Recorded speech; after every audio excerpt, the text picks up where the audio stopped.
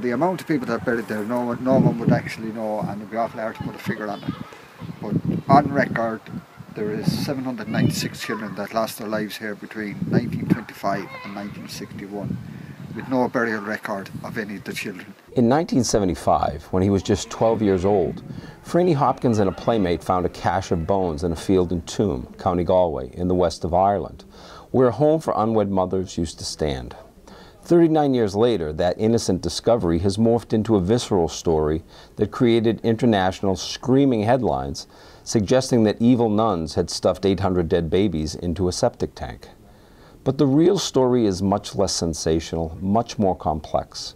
It gained traction only recently and led to the Irish government to launch an investigation after a local woman named Catherine Corliss could find no burial records for 796 children who died in the Mothers and Babies Home in Tuam between 1925 and 1961.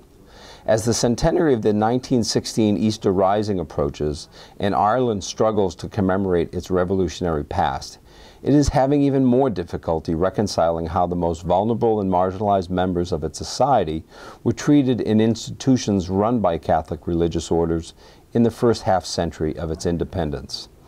I went to Tuam to get the story and started with the boy, now a man, who made the initial discovery 39 years ago. 1975, myself and my friend Barry were playing here, and this used to be our general play area. And in the corner here was all overgrown. And just in the wall, next to this plot of land, there used to be an apple orchard.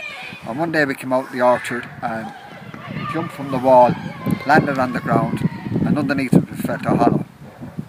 Having brushed back the overgrown weeds and briars, we discovered a concrete slab.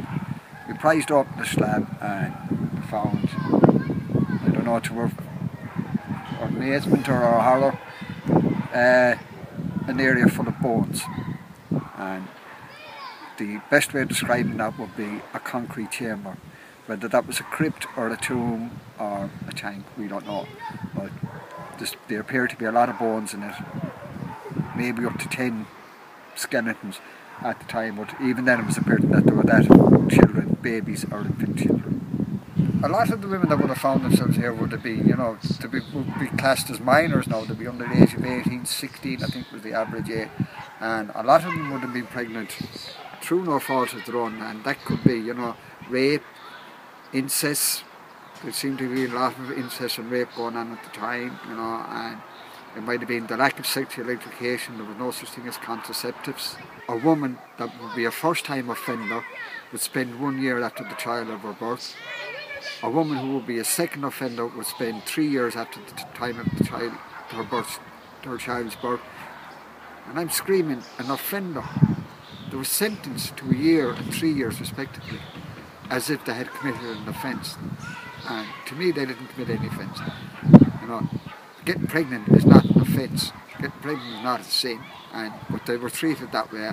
What I hope comes of all this, and what a lot of people hope comes of it, is the recognition that these children did lose their lives here and that they were recognised.